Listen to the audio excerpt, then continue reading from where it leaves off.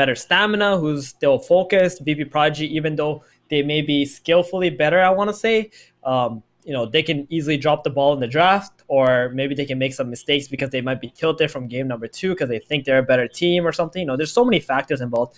It's literally a coin toss at this point for the series. Yeah, I mean, it's kind of a shame, but at the same time, this is one of the factors about being a pro player. You got to have the stamina, you got to have the skills, you got to have the mentality and the mental power to get through a day like this. But it is taxing. And I think one guy who I'm looking at for this series is definitely DM. I mean, he pulled out big time in the last game and kind of made a game out of that last one. Because without him, there wouldn't have been anything. He made some single-handed game-turning plays. So I hope that Virtus Pro Prodigy are ready to put their trust in him again. Maybe they get another Magnus game. Let's see what Navi choose to get rid of here. There is still an IO in the pool as VP Prodigy go for the Bat Rider and the... They don't want to waste any time in this draft. Hey, they're getting straight into it. Venge and Bat Rider banned out by Virtus Pro Prodigy. And Mag goes straight in for the VP. No surprise. Yeah, it's such a good flex hero for VP Prodigy. And this time, I hope to God they pick a hero that can benefit from this Empower. Because last game, they had a Morphling and it was like a nothing, it was just a nothing kind of Morphling. Yeah. It's the same exact openings, actually. Maybe not the Oracle. Oh, no, it is Oracle. Same exact openings. From game number 2. Mm-hmm. This time they banned the Doom, though. Okay, good. Look at them go. They banned the Doom on this side. It's a fast draft, So they get rid of the Doom on VP Prodigy, and Navi having to think about this one for their fourth ban. But yeah, I don't know. Not much to say about these heroes. We already talked about it last time around, but Oracle, very good against Mag because you can purge off the Empower of whoever it's on, and he's a hard hero to catch in the RP, etc., etc. You can wake someone off from RP really nicely. Mm-hmm. Well, they banned the DP as well in this game. So 2 things. I'm surprised Navi didn't just straight up pick the Doom in the first phase. Mm-hmm. And secondly, I completely lost my second thought. Guess the players aren't the only one that's a little tired here, even. Yeah, I think that's it. The Doom. I'm surprised the Doom didn't get picked up in the first phase here. So we're gonna see what's gonna be different for Navi this time around because their position 2 and 3 heroes have to be changed. Yeah, they got to come up with a different plan. Although it does look like they're still going for this Drow pick here, as they have banned out the PL, the AM, and the Void. 3 very anti-Drow heroes. So I think Navi are going to be going down that route for a second time. I mean, one of the reasons it worked so well last game is because it was against a Morphling. And when you ignore base armor with those piercing arrows, the Morphling just turns into a squishy little puddle. It does so much damage against a Phylagi Morph. Exactly. Because it's all like base armor, right? It's not plus armor. Exactly. So yeah, it's very impossible painful. to play into. They're taking quite a bit of time on this pick. With good reason, because last time they had the Death Prophet, that was a flex pick. But this time around, they lost 2 flex heroes in the Doom and the DP. And I do think Navi want to keep this Clockwork open to be played as for Roger. Sorry, not Roger, General. Mm-hmm. Plays a really good offlane Clockwork. Yeah, he's very good on that hero. But Pango, that's not going to be the case. They got the Pango. Yeah, there it is. I mean, it could be the case, right? They could have the Pango played as the position 4. If they feel like it's a better clock game. So it is quite flexible still. I wouldn't be surprised if Iceberg also played this Pango middle if for some reason he feels like, hey, I want this mid this game. Or they just feel like it's good. Very likely. VP Prodigy, though. Got to come up with a new plan. The Morphling, the Storm, it was too greedy, it was too slow. You left with a team which really had no punch, and that put them in a very awkward position. So hopefully they can come up with something better in this game. I'm sure they will. I mean, they'll have learned that it's actually in their favor that the drafts are going similarly because they can work out what they went wrong with and then figure out something else. I mean, you've got to be tempted by a Grimstroke here on the side of VP Prodigy, right? It's great versus the Pangolier, okay versus Clockwork. It just gives you the leash mechanic. There's also Bloodseeker. Yeah, Bloodseeker into Pango. VP Prodigy should opt for the Mag mid and go for a Bloodseeker draft. Yeah, I'd like that a lot as well. And maybe also get like a Rubik. So you have Rubik who can steal Pango ulti, and pair with like Bloodseeker in the laning stage, and you get the Lina position 5, like they always like to play anyway on Prodigy. Then get the Magnus, give GPK this mag mid one time, and let them just farm it up. You're gonna be able to outscale like this Oracle, Clock, Pango guys anyway. They go with the Wyvern, so they go with the save hero. Also really good at dropping the ulti on the Pango. That being said, you can still pick Bloodseeker. You can pair Bloodseeker with Wyvern in the off lane. It's quite a good lane still. Yeah, true enough. It's funny, right? How this Bloodseeker has been like the rage up until now, and then suddenly teams are just like ignoring it altogether, even though it's like the perfect time for you to go for it because you're playing against Pango. It is a bit surprising, isn't it? It is a bit surprising. This could still be on the cards for Virtus Pro Prodigy, but seems unlikely at this point. I don't know. Magnus at mid, Wyvern 4, Wyvern, Bloodseeker sounds like an awesome lane. Yeah, I think they're thinking too much about DM playing this Magnus. They're completely forgetting that GPK is an amazing mag player. Yeah. They're like, oh, DM, you made some sick, nasty plays, bro. Just play it again. Do the same thing, but this time we'll have a carry, a real carry for mag. Did he play mag in game 1? That marathon game? Yes, he did, didn't he? Yep. Jesus. He did. This is many hours of Magnus this man is going through right now. You can't play the same hero 3 games in a row. You're going to have so much fatigue like on that hero, and you're going to start making like some bad moves and stuff. I've seen this so many times in my life where a player just keeps playing the same hero like over and over again. Yeah, it's like food, right? You eat the same food, you're going to get fatigued of that food. And you're not going to be able to eat it anymore. So except eggs. And that's what's happened. Except eggs. For some reason, like eggs is just not a problem. Rice, same thing. True enough. But potatoes. Mag. Anyway, back to the point. Yeah. Now we got Spectre on Navi, so it's a really good hero against Wyvern. Yeah. You can just haunt in, go get on the Wyvern. The Wyvern, like, you don't want to use ulti on Spectre. You don't want to use ulti on someone that's next to Spectre, because Spectre doesn't actually kill people with just her right clicks. It comes from her Desolate. Then if you cold embrace yourself, you're going to die to Desolate. In every way, Spectre is such a great hero against Wyvern. You can find the Wyvern too. They're going to Lifestealer. Okay. Yep, so pretty good against. Yeah, I mean, you can kind of just sit there and brawl with a Spectre, at least on Lifestealer. He's one of the heroes that can do that. Rage, quite nice against Pangolier, of course. But the Disarm can be annoying. Clockwork as well can be annoying with a BKB penetrating stun. So it's not the freest Lifestealer game ever, that's for sure. But with I think it's going to be a really good Lifestealer game because of the Magnus. Yeah, with the Magnus. Especially if this is a position 3 mag, it's going to constantly be empowering the Lifestealer. This Lifestealer is going to be so fat in this game. Navi don't really have anything to amplify the Spectre at the moment. No, that's true. So this Spectre, I'm not sure it's going to be able to keep up with Lifestealer's farming potential. And Lifestealer, if he gets fat enough, like, he's going to be able to burst zeros within 1 rage. The Spectre's just not that fast of a farmer either. Daggers are okay. You can throw them across camps and stuff, but they got away with it.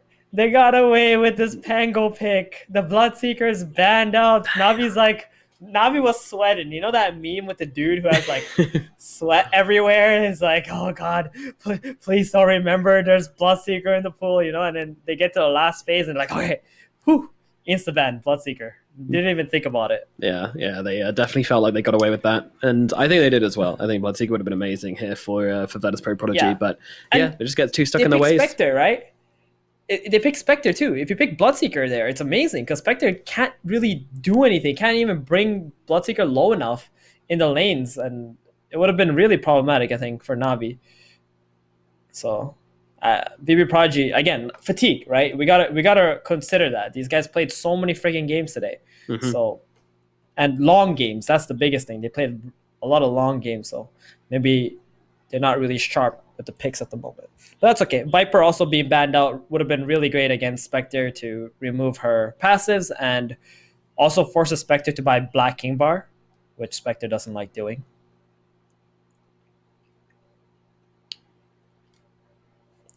Here's a moment of truth. Now we will know what role this Mag and Lina are going to be in as soon as this last pick comes out from Prodigy.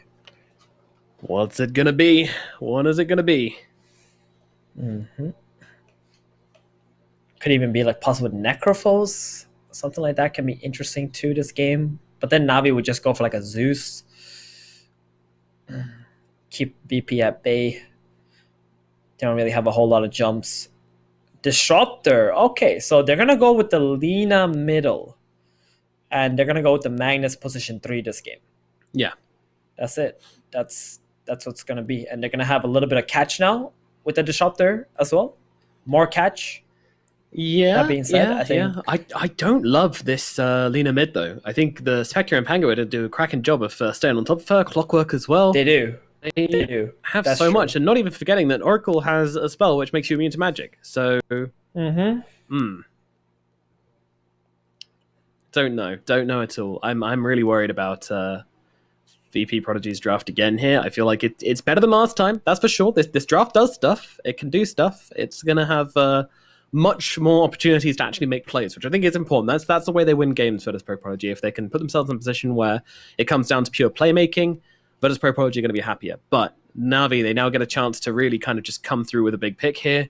I think we're looking at a mid hero, probably something along the lines of Void Spirit seems all right. Or Zeus. Okay. I mean, again, Navi, very, very slow. We saw the Zeus before. It's not the most action-packed hero as it used to be. It's kind of, yeah, a kind of a late game hero. I was thinking, now, I feel. This entire time while you were talking, I was thinking, if they pick Zeus, is it okay to pick Zeus? Is the Lifestealer going to be too much of a problem? Are they going to have some... Like, the Zeus is great, actually, because the only person who can really catch him is going to be the Lifestealer, right? There's like nobody else, and the Lifestealer has to run past everybody to get to the Zeus, where if he doesn't do that, the Zeus can just chill, do all this damage with Nimbus and Arc Lightnings, and Disruptor is not going to have a good time. Wyvern's not going to have a good time. Magnus's RPs or Blink Daggers are going to get canceled out. I think it's pretty solid, actually. Okay. It's picky. Okay. And GPK, what is it going to do? It's going to be the same thing as game number 1, where it's going to keep spamming mid out, and all they can rely on are making plays on the side lanes. The mid towers are going to be very safe as well. Yeah, no, I agree. It's going to be one of those mid lanes again where they just kind of spam out against... Well, we've already seen it. This doesn't go one way or the other. They're just going to take all the creeps. They can't really deny either of them particularly well, so it's just going to be a case of bringing down those range creeps occasionally, but mostly just blasting out creep waves with their spells. So we look over towards the side lanes instead. Now it's going to be the Lifestealer plus the Disruptor. It's not a bad lane, Mm-hmm. And they're going to be playing up into the... that's going to be the off lane, so that's going to be the Pangolier. And looks like it's going to be Clockwork. It seems like that should be a fine lane for the Lifestealer, honestly. They should be fine there. But anyway, let's get into it. Game number 3, Navi versus Pro Prodigy. It's been a long series. We are deep into the night now. Let's see how these teams can come up with their backs against the wall, their mentality really being tested now, their fatigue, their stamina, all on the line. It comes down to an entirely different beast in this third and final game here at the OGA Dota Pit. Even talk us through this laning phase. I think this Lifestealer is going to have such an amazing laning stage. He's up against 2 Strength heroes. He's just going to sit there. He's going to farm up. Disruptor, really good at being a babysitting support or zoning support. So this top lane should be quite safe for VP Prodigy. Mid lane is just a complete wash. You got nukes coming out from both sides. And bottom, Magnus, Wyvern. DM and Spec just came up, high-fived each other, tipped each other, walked away. Like, that was it. That was it. I loved it. It's stuff like that which makes this these long games feel just a glimpse of, hey, we still love you guys, fellow Dota players. There's still a lot of love here, except between Lil and Roger, of course, because that's a heated rivalry. We've got to hype that up.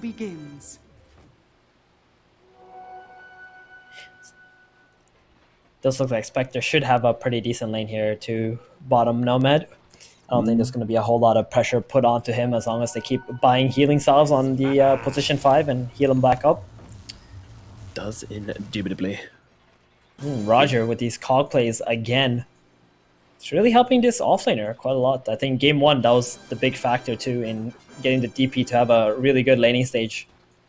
Yeah, it was huge. And he's always able to get the entire creep wave inside of it. Oh, there we go. That's just lovely to watch. Nice big blocks coming out in the top lane. Yum. And yeah, once again, they're left kind of wondering, wait, where'd our creep lane go? And they're actually trying to abuse us here. Always want to fly, hiding in the trees. They're trying to see if they can maybe get somebody to come too far forward into the creep wave here. And they don't want to. They want to make sure they see this Oracle first. But now the TP comes down at the bottom lane because VTune's taken a ton of harass from Lil and DM. So they have to leave, and now they can come forward and hit some creeps. But yeah, I mean, this play is really nice from Navi. Like, I love what they're doing in this top lane to start things off. And now Roger's even going to take the creep wave. So super annoying. And this is going to give Clockwork level 2 right away. And that's going to give some kill potential onto the Disruptor. So very well executed here from Navi on the first wave, at least. DM taking some heavy harass down in the bottom lane, yeah, but it's going to be okay after all. They hit level 2 first on Navi's side, so they were able to put some aggression onto VP Prodigy. Yeah, I mean, this is kind of insane. Their side lanes, Navi, just from these blocks from Roger, then they kind of set up for a gank up at top, and then they kind of move down to bottom whilst the Spectre's been allowed to safely get loads of XP by himself. So in a way, they kind of, like, this first minute, 2 minutes of the laning phase is just so strong from Navi. I don't think Prodigy have really prepared for it, and they're actually going for save right now. They could get him. They've got him inside the cogs. No battery sword available just yet, but the right clicks are coming through thick and fast. But Roger, he's also getting pretty low. Athletic Kid trying to chase him down. He has got the open wounds now with the level 2. General, he's now going to be targeted. It looks like no one's really going to drop here. General's got the swashbuckle in just 2 seconds, so all is well in the top lane. Just some heavy trading going on, though.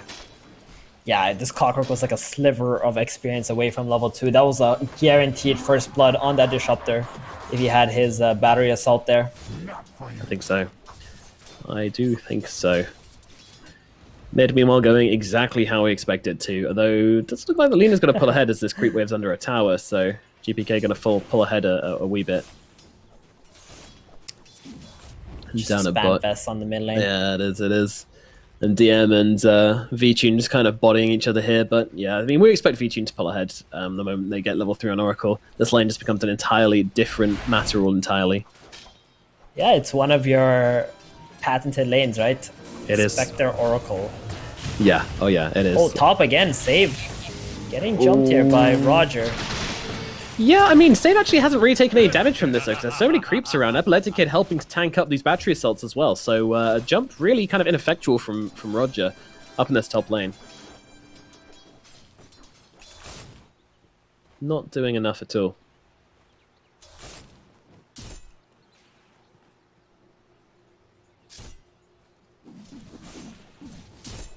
Gonna pull another wave here too.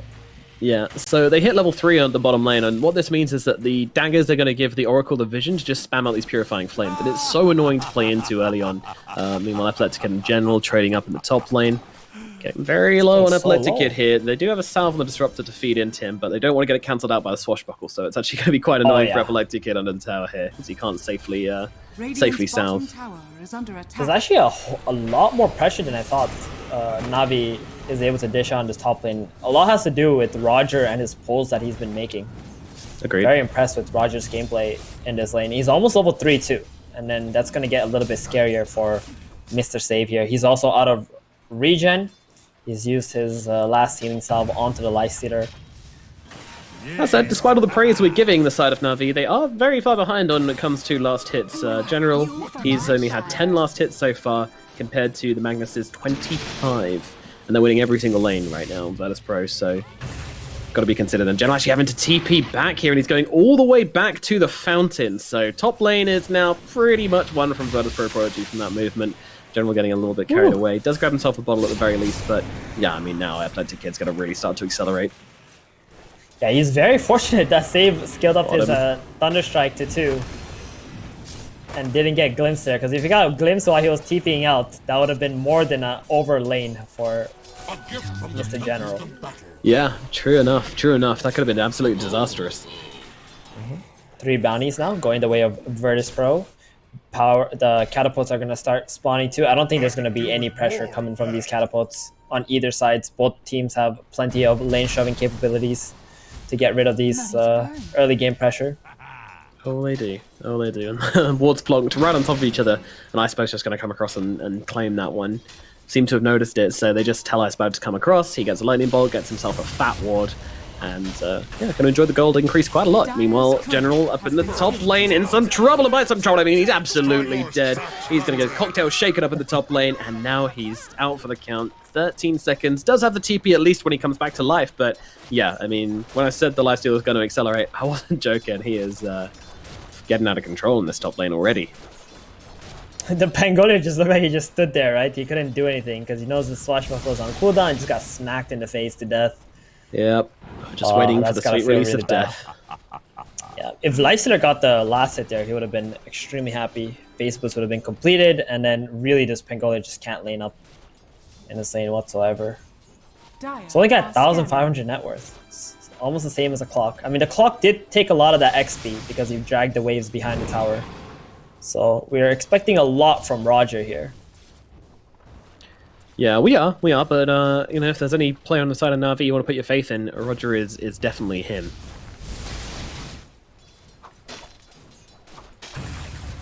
Such a reliable player, Roger, for such a long time as well. Oh, here we go, bottom. He's gonna TP in. Yep, always on the fly has. Ooh, Fortune's End. Saga did just connect onto DM here, but unfortunately, Roger can't really find the movement around. There's a lot of trees which have been destroyed, which is kind of annoying for him, so he can't really find a movement into this bottom lane to catch out DM, but meanwhile, look at Lil. He's the one coming in at mid. Make a move middle. Yeah, I don't know how much he's actually going to get done with this, and Iceberg's going to see him and start lightning bolting him down, looking to see if there's a ward there immediately, and with that regen rune, that costs him nothing. Very nice. Radiant structures are fortified. Yeah. Look at Bloodless Prodigy. They forced out a fortify actually up here at top already. This is some intense aggression as they come down under the tower, just denying everything. General able to secure himself a range creep at the very least. Still just surviving off scraps up here. This is going to be a very, very low income Pangolier in this game. He's making his way to the top power rune. Maybe he can help the Zeus get it or actually bottle it up for himself. They definitely don't want this Lina to get like an arcane or a haste or something and then try to gank one of the side lanes. Is this okay though? Like the Pangolier getting completely, you know, nothing like this? Is this something which they can work around in their draft, Navi? Oh, small engagement. They're just gonna back off. No, it's really not okay, right? But you pick two melee. General might not be backing off like quite as easily as that, I'm afraid. A beautiful kinetic field catches him out, and GPK comes in, swooping on over to grab that kill. Meanwhile, Clockwork with the cover of invisibility, looking to go on to save here. Not quite sure if he can solo him. Let's see. He's moving back in towards the mid lane. He's going to get inside those cogs though, but Glimpse comes out immediately from the Disruptor. He's going to calmly break himself out, bounce himself away, and we're all good. It's gotta feel really bad for Navi. None of their movements are doing anything at the moment, and this Lifestealer is just completely free farming. Meanwhile, bottom lane DM is actually manning up against the Spectre lane and the Oracle, and he's been farming just as well as the Spectre has. The good old Magnus versus a melee hero. It always feels bad when support's like when you're laning against a mag, and then your support says, "All right, I'm gonna go do all this stuff now and leave." You're like, "Wait, no, please stay. I don't want to lane against the big bad Magnus." Dire's middle tower is and just looks at you all jacked up with Empower going, "It's just you and me now, kid." Daddy Magnus, no! Takes off his belt.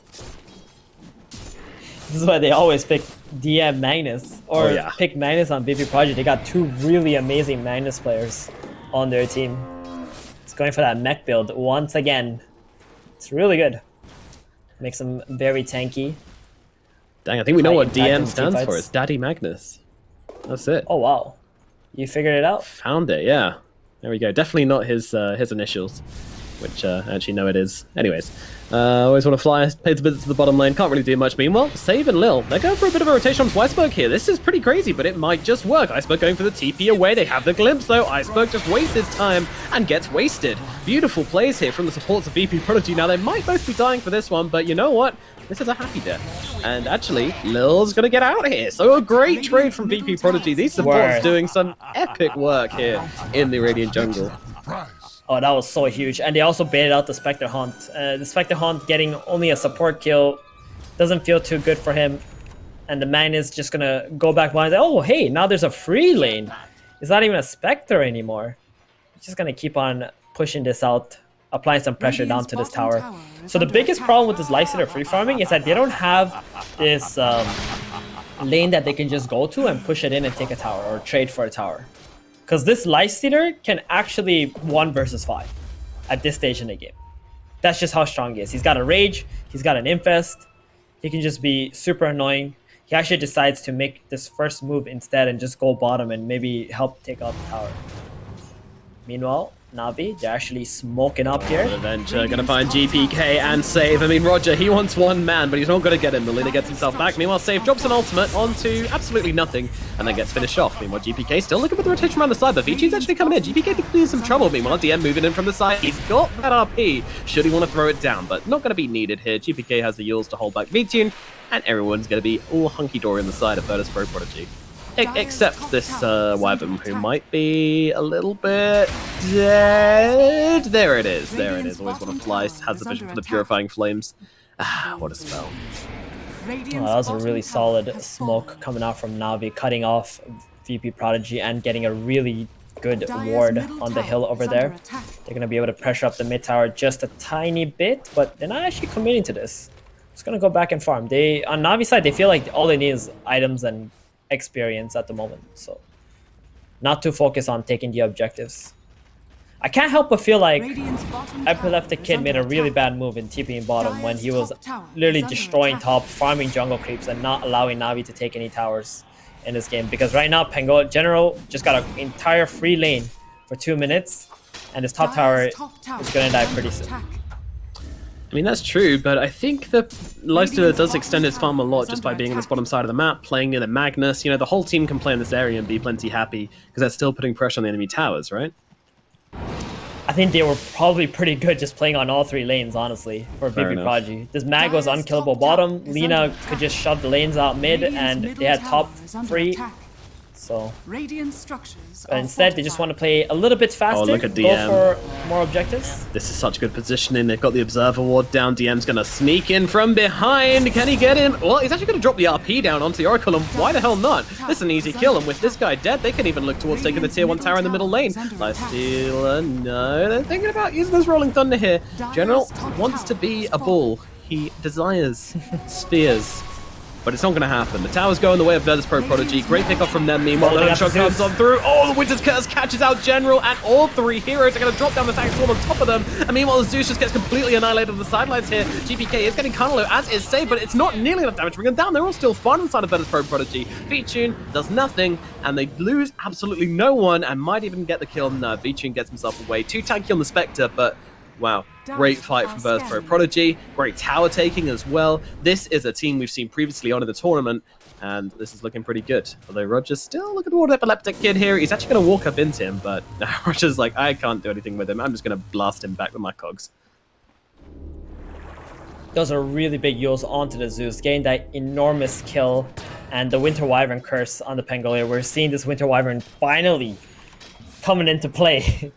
This is why they picked it, right? They want to get that curse onto the Pangolier, Rolling Thunder, make it pretty much useless and disengage. Big plays. That is the Wyvern pick coming into fruition. And now he's even queuing up a Blink Dagger on Lil. I think we've seen this plenty of times before on Lil when he's played in other stacks, but he loves the Blink Wyvern. Just always wants to be in the right place at the right time. It gives you good positioning. You can get the perfect Winter's Curse. Doesn't allow Navi to just jump straight onto the Wyvern. You can also kind of blink away when the Haunt comes in, right? Because the illusions, they don't like insta-hit if you hear it. Yeah, it's very tricky now. They used to have a second delay before they started attacking you, but now they attack instantly. But you're right. They have a very brief moment before the Haunt right click comes in.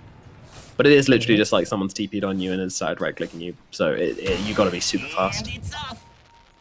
It's Lil, man, of course. True. Talking of Lil, is he alright here? There's a hook shot. No, he is not alright. Roger gets on top of him, and the Wyvern will be taking a very short nap. Yeah, that's Zeus ultimate, providing the vision for the hook shot to come out. Oh, I'm going to get some tips as well, of course. Meanwhile, Epileptic Kid, look how deep he is with his Empower. They've just taken over their jungle, They've taken over the jungle inside of Virtus Pro Prodigy. They're playing on the Radiant side of the map. They are completely in control. Is under attack. As I said, with the Wyvern dying at top, it means there's no one really to defend out this top wave, so Navi do get a bit of freedom there at the very least. Still, man, Athletic Kid, he is dishing out some damage onto that tower.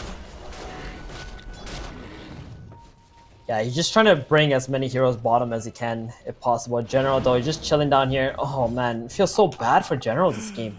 He's going for a Midas now. Ugh. Yep. Ugh. Don't like that. Don't like that one bit. Feel like Venuspro Prodigy are going to see this Midas on General and just go, well, they don't have any auras on this offlaner. They're not going to have any defense against us. Let's just run them down. He's just trying to pick up whatever scraps he possibly can and defend, or try to slow down these tower pushes. I mean, he's doing a pretty good job though, right? He's pushed off BB Prodigy from this tier 2 tower. Meanwhile, Navi, I think they're actually farming at the same pace that BB Prodigy is at the moment.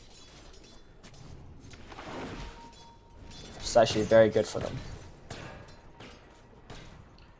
Yeah, no, I do agree. So again, I'm asking the question I ask you a lot.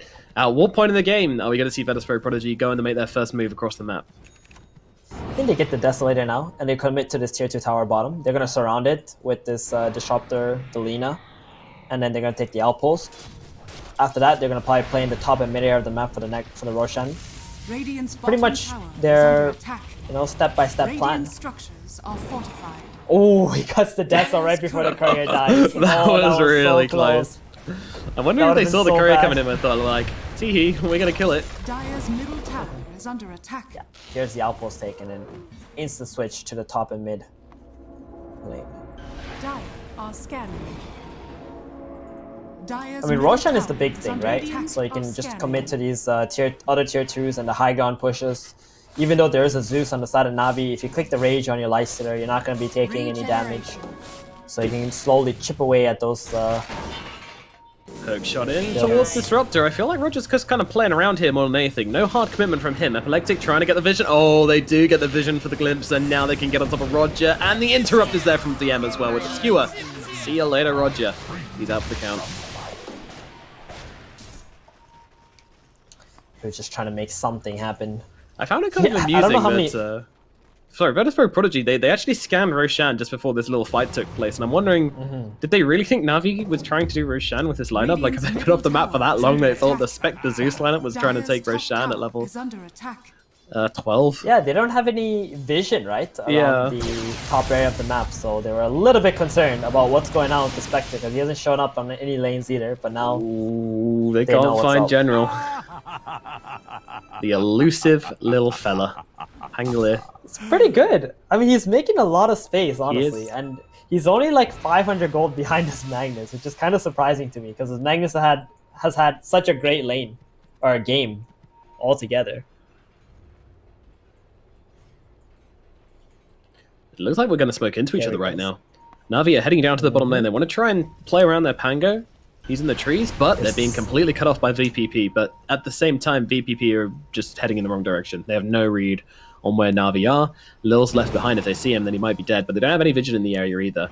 Flare goes on overhead, and Lil immediately takes off. Takes to the skies with the Arctic Burn to get over the trees. But with his flare, it actually gives VPP a really good idea of where Navi are. And they might be able to cut them off now. Always Want to Fly has been seen. A great target to find. The Yule's going to come down, and this is an Oracle, which is already dead. He just hasn't realized it yet. See you later, friend. Meanwhile, Athletic Head already looking over towards Iceberg or somebody else. They're not going to find them, though, but still, that's a nice, easy pick-off. Still a little bit weird, because these pickoffs are not really amounting to anything, No. to be fair. General, though, you better be careful. Save finds him, drops the ultimate down to give his team time to get over here. GPK is here with the Yules to make sure he can't get himself away, and then the LSA comes down, just throw a Laguna in his place, just to make sure. A little bit of lightning love for the General Pangolier. DM and Athletic Kid might actually be looking for something here at mid. Oh, but DM doesn't actually have the blink yet. He's going for the going for a mech hood too. into the hood. Yeah, they need that pipe this game so bad. They're going to get 4 bounty runes here, which is really nice. Or no, 3 bounty runes. Spectre snagged the one top. Oh god, Always Want to Fly has to pop the ultimate on himself here, and Epileptic is just going to keep on taking chunks out of him. I'm not sure Always Gonna Fly is going to survive this one, and I'm completely right. Yep, he used the healing salve in the base too. Oh man. Yeah. gotta try. You gotta try. Radiant's big middle boy. tower is under And attack. now, So unfortunate for Navi. They got Manta on the Spectre, and they have not been able to even click Hunt or get any engagements. This Clock and Pangolier are just way too weak Radiant's to middle start any tower has fights. fallen. yeah, they can't do much, can they, huh?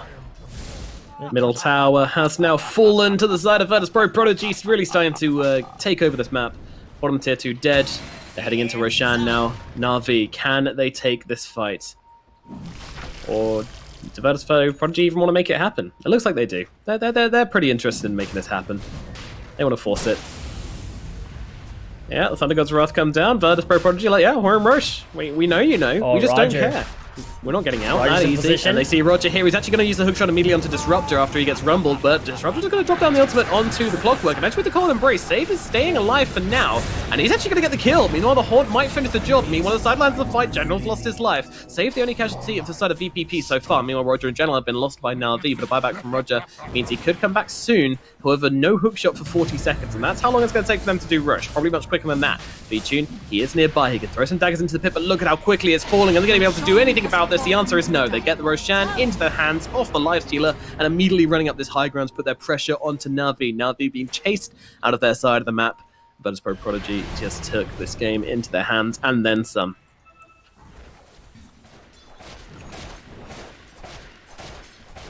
Well then, this Lifestealer, they're not actually going to give him the Aegis. They give it to the Lina, which Oh. I'm not so sure about.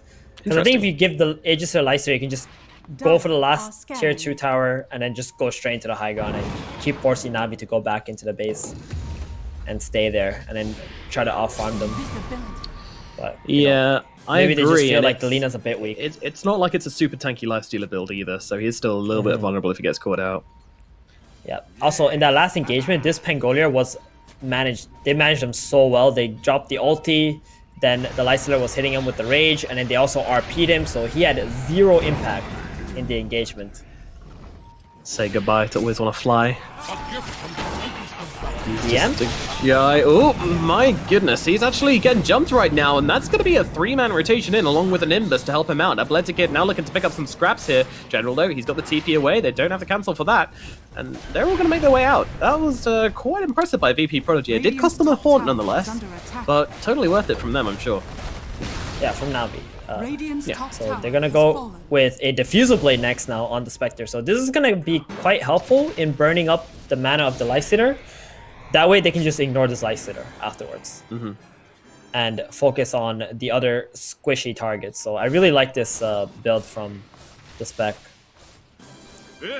Yeah, one thing It's though a I butterfly. like about Lifestealer is that as long as you just have like a Mango or a Wand with you, you should always have enough mana to cast another Rage, which I think is really important to do when you're playing into Diffusal Blades, because you do need to just sit there and tank and fight people. Yeah. So you need to make sure that you have one of those going and ready to pop the Rage whenever required. Running out of mana It's is very just hard. akin to death for Lifestealer.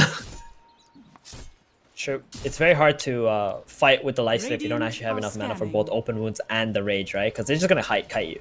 Just Yeah. gonna try to run away if you don't got that slow on them. Yeah, or they can just turn around and man fight you a lot of the time. Meanwhile, Lil is having similar difficulties. Another pick. Another day, another Haunt, another kill. His save's gone down as well as V-Tune finds the solo. And actually, DM, he's in some trouble though. Turn around, drop the RP, and actually be able to get the kill off onto General instead. That's a nice little turnaround here. Meanwhile, they've got the LSA, Spectre, big target. The Zeus ulti comes on down, and V-Tune's on the run right now. Do they have the vision or do they have the catch? It doesn't seem like they have either. GPK still looking, doesn't have the heals for another 10 seconds though. His mana's actually been drained by these Spectre illusions, so they will be having to put the brakes on here a little bit, VPP. As they are getting frustrated. They are getting very, very frustrated at VP Prodigy's strategy of just kind of running them around the map and never really taking the full-on fight here. They're just going for the backstab plays, using the Haunt, using the Nimbus, using the cheeky rotations in from these heroes and the long-range initiation of the clock. It's really, really nice, though, from Na'Vi. Oh yeah, and on BB Project, like Save must be really frustrated at this point in the game because the Diffusal Blade is just enough for him to die if he's ever caught out alone during the hunt. So he's got to be a lot more careful and maybe play around the Lifestealer. So if the Spectre does commit for the kill on him, the Lifestealer can just turn around and try to take the engagement. But other than that, I think Navi are kind of stabilizing, although they are 12k gold behind. Yeah, it's a substantial position for them to come back from. not an easy task, but they're doing well so far. They're impressing me a bit. Yeah, 13 kills on the side of Virtus Pro Prodigy with 13k gold advantage. They're sitting on top of a ward right now. Oh no. This ward might be the death of them later. I think BB Project are thinking of getting a smoke and smoking to that vision they have on the hill, the Radiant Triangle area. Yeah. It's a big trap. Ooh, Silver Edge on the Lysander. That's very good against the Spectre. The Spectre killer. Break that. Exactly. Break that dispersion. Just try to kill her during the duration of like a static Dire's storm or an top RP or tower is under something. attack. Be really nice. Yeah, you Here's just a disable smoke. two of their spells. It's crazy. Dire And I'm are They're making their actually way going up. for a physical damage build this game. I think game one, GPK went for that magic build, Aetherlands and Aghanims, but against Spectre, I guess it's not that good. And just wants to go for some kind of a right-click physical damage build that can allow VP Project to have that long-range tower killer, pretty much. So you are playing against the Zeus, after all. Yeah, and I guess it kind of leads into the late game a little bit better, so if the game does start to go long, you're not going to start to fade away a bit. Mm-hmm. It's always nice. Yeah, the Zeus playing a very similar game to the one we saw before. You know, he's got that Ags, and then once he gets that Ags, he just stays really far back. Though it does look like he's heading towards, I would guess, Boots of Travel next. Could be a good call this game around. I mean, last time they had the Arc Warden in game one, so he didn't want to get the Boots of Travel because he didn't want to just be kind of, you know, sitting on the same waves as the clone all the time. It's kind of a waste, but this game he could definitely be up pushing waves. It does kind of feel like this Zeus already has all the items he really needs, right? Like this Nimbus helping out the Clockwork or the Spectre, just killing the supports off and then going from there. So I think Boots of Travels would be great, get a little bit of more split pushing going, and BB Prodigy would have to think about another factor. Also, it gives you so much movement speed. That's probably the best part, honestly. So you can move around the team fights. Yeah, that's true. It's very nice. Just keep your positioning right.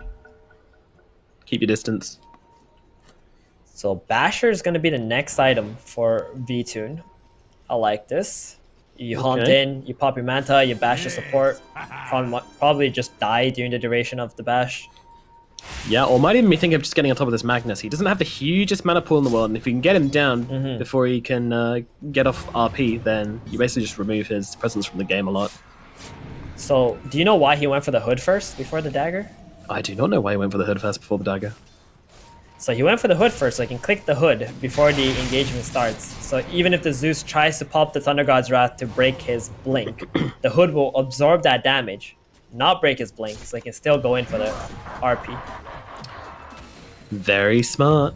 Very smart. Radiant's top Indeed. tower There's enough though. is 400 under attack. damage from Thunder Gods versus the 325 damage block. Radiant's top tower has fallen. And he also got the magic Just about resistance. sneak through, yeah, with the magic resistance there being up to 43%. Yeah, it's fine. It's plenty. Easy peasy. Easy peasy. Hook DM. shot forward. Caught out They've here. got DM a little bit caught out. They're going to actually pop the horns on the backlines, just take down Save immediately, but he did get the ultimate before he goes down. Is that going to make a difference? They actually just straight up pop the Winter's Curse onto Spec.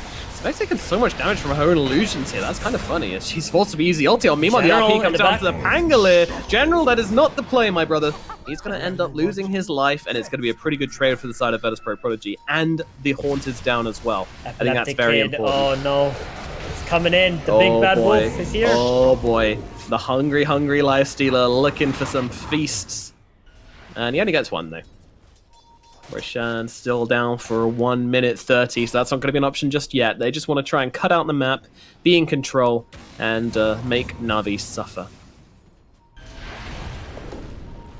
But yeah, again, it's another game where it's very, very hard to break the high ground. You've got Iceberg it is. existing. Therefore, it's always going to be the case. Not anything like we had in game number 1, but certainly not a million miles off it either. Yeah, you don't want to make any mistakes fighting into a Spectre either. No. But next Roshan, So we that saw should how- give them the power they need. They'll get the Aegis on the lifestealer next time, and Yeah. he can go up the high ground and do the work. Right.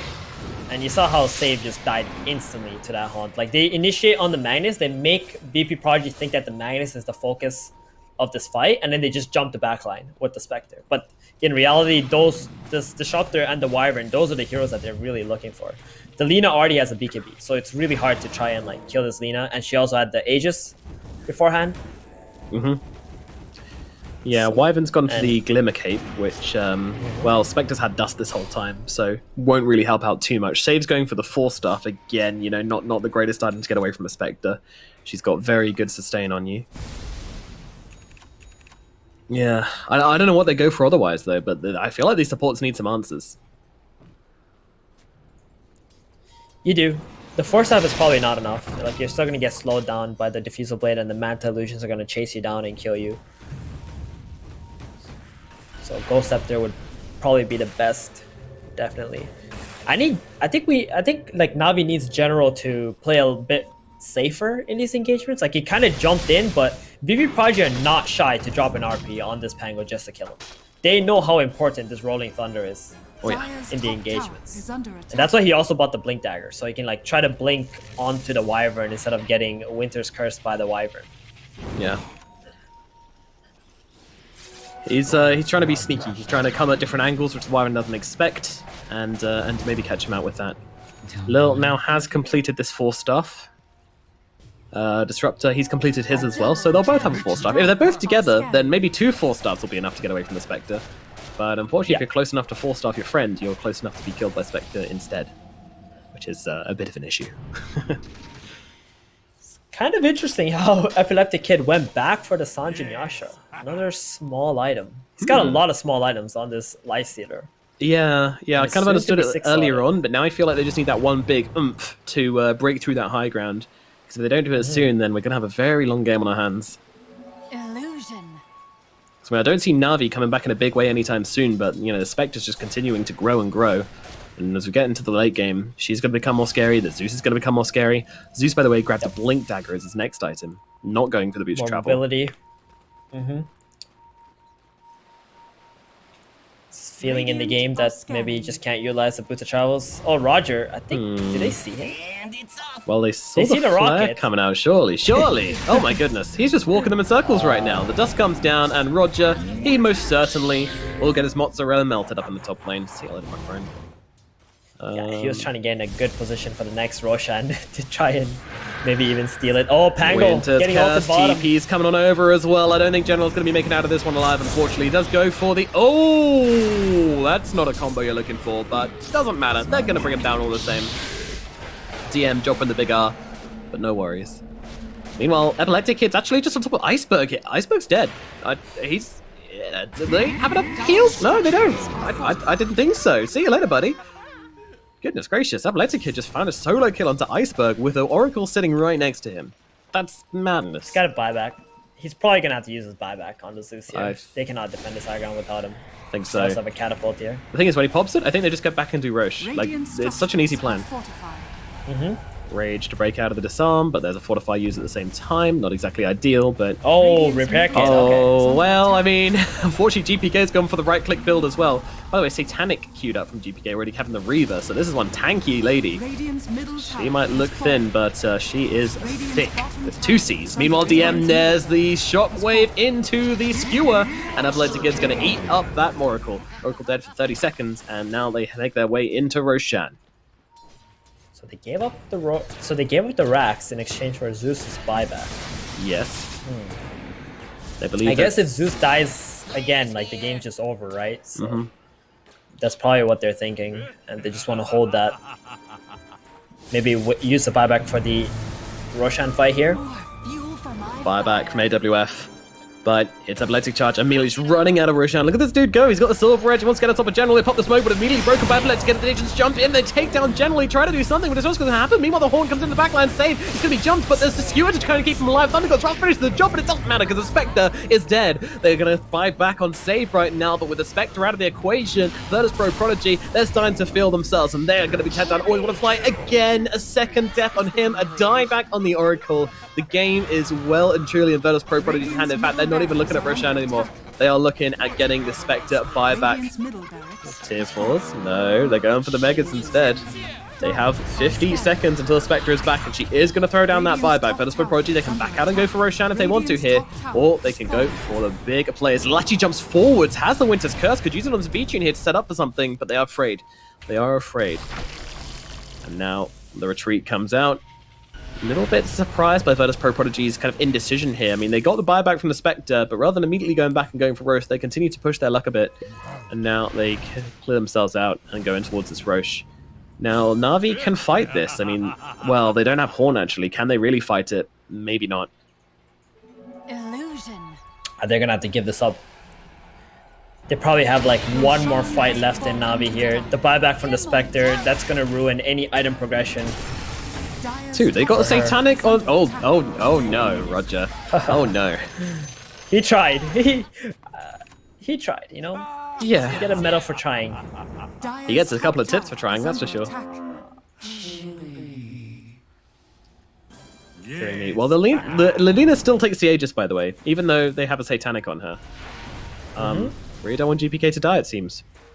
I mean, Epileptic Kid is so confident that he will never die in this game. Like, that's it, right? Winter's Curse used onto the Zeus. They catch him out good and proper here. Meanwhile, the Pango actually just jumps past everybody. Doesn't land at all. Epileptic Kid just wailing on the Zeus right now, making sure that he is definitely dead inside this false promise. Meanwhile, V-Tune, he's getting taken down by GPK. Oh, dearie me. That's a dieback on the Spectre, and that may well just be the game in control. Off the side of Virtus Pro Prodigy, they run forwards onto Always Want to Fly. They take him down on the step of their base, and they'll back themselves away, but it is G to the G.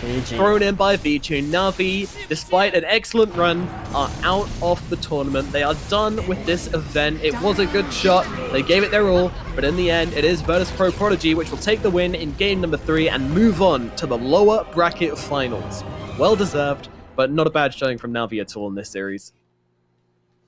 Oh, definitely not. I think Na'Vi have some decent ideas, but in this game, VP Prodigy, with all their lane shoving from the Lina, the Wyvern, and the Magnus, like, they just couldn't get out there to cast their spells. I think Spectre didn't use Haunt for like a solid 10 minutes, which is really difficult. But you can see, like, you know, this team, they have a lot of potential. They just got to keep working out their quirks or whatever small mistakes that they do make. But VP Prodigy, man, they deserved this series, and I hope they get some good rest because they got some big boys to battle against tomorrow.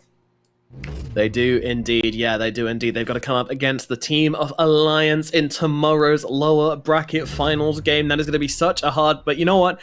I'm most excited. I mean, we get to find out who's going to come second to Secret. No, I'm just kidding. But they do look down good Secret right now. I think you're not. I'm not really kidding. But either way, I mean, Alliance versus VP Prodigy is going to be such a hype game to me. I'm really excited to see these two teams come across because the way I see it, you know, I've been talking about it all day. I don't know who comes down in second place in this game, in this series, in this